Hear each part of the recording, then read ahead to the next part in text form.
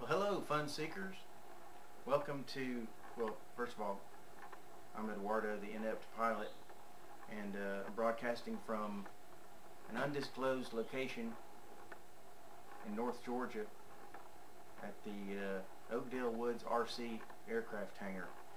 And I'm here to present the magnificent anti-communist Tech Mig-15 ducted fan aircraft. And I want to talk about pros and cons of the plane in case you're thinking about buying one.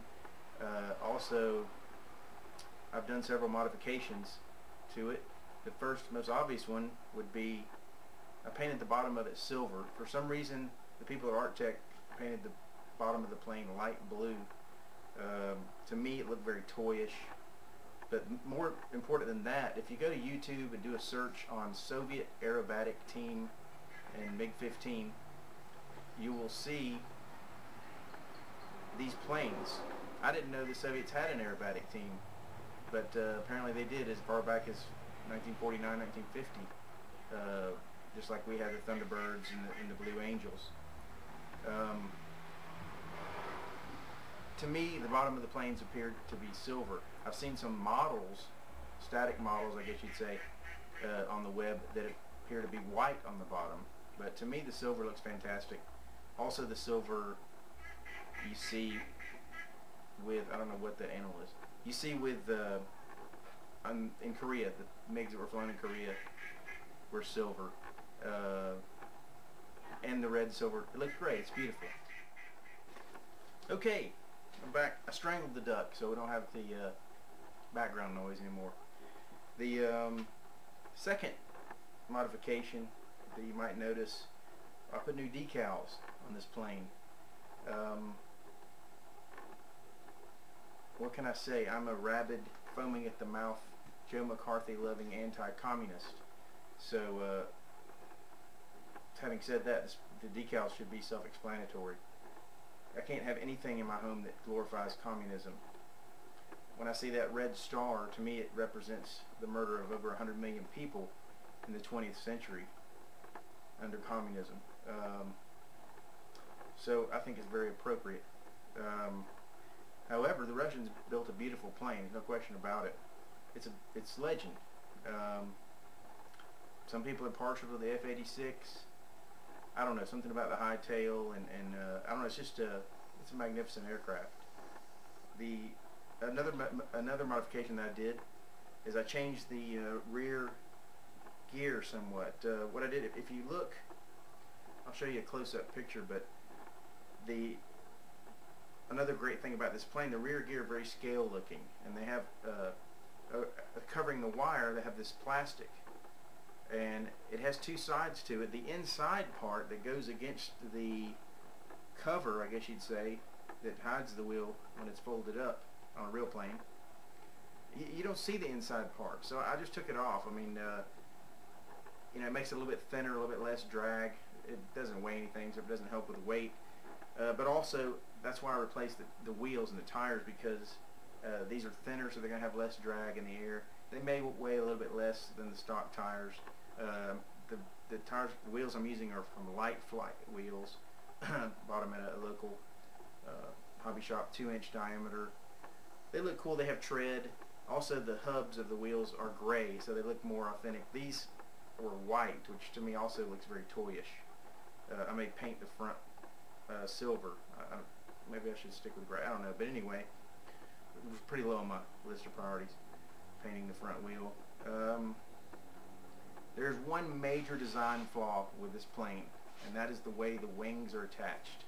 If you've read the conversations on RC groups, you've seen the pictures, and you know that on the underside of the underside of the wing, there's just a thin sheet of plastic that is glued to the bottom of the wing, and that is attached to the fuselage, or to a rod going through the fuselage, with two little screws. Unfortunately, the people at Tech, they painted the wing before they glued that plastic piece on. So you can imagine that it has nothing to hold on to. So I know of at least two people who have flown this plane and had one of the wings come off in midair. And according to one of them, the MiG does not fly well with one wing.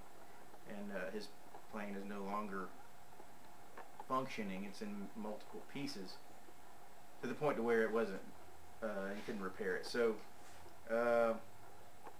I came up with an idea. I had to think about it for a while. What I ended up doing, and I'll show you some pictures, I took a 1/16 inch piece of plywood, 1/16 of an inch thick.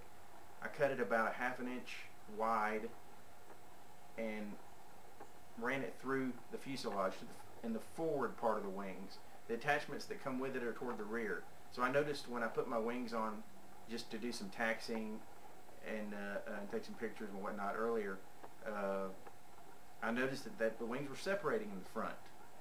So I ran this piece of wood through the center of the fuselage on the bottom side of the wing, the opening in the fuselage. It's very difficult to describe. Hopefully you can see it well enough in the pictures. I cut the slots so that it fit very tight. Cutting through the very middle of the fuselage was a little difficult. I just put an X-Acto blade on the end of the wood strut, if you will, and sawed it, from both sides until I was able to get the strut all the way through. I only had it stick out about 1/2 inch on each side. I cut some plastic. I don't know, maybe you might be able to see. I got some plastic, believe it or not, from a clothes hanger, and cut these little rectangular pieces and glued them to the bottom of the wing. I wanted to do as little damage as possible. Then I drilled a starter hole, 1/2 inch, I believe, from the bottom. So there's nothing that you see on the top. There's nothing coming through. It's not necessary. Anyway, I think it's going to work very well. But the other option is to glue the wing on, and I chose not to do that.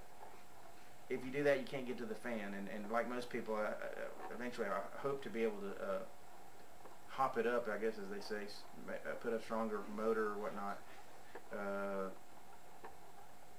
Although apparently from what I've seen on the web, this thing has plenty of power. Also, there's a carbon rod, I believe it's made out of carbon, that goes through the fuselage and through the wings. It's at least a couple inches too short. I don't remember the exact dimension that I cut mine. I believe it was like 12.5. But there is a build on the RC Group's website where you can get more details about it. The guy did a really good job on that. The tail wing. What was I going to say about the tail wing? Oh, there's also a carbon rod back here, and it was actually too long. I had to shorten mine. The guy that did the build on RC Groups, he said he got a longer one. So if I'm not mistaken. Anyway, I had to cut mine a little bit short. It was too long.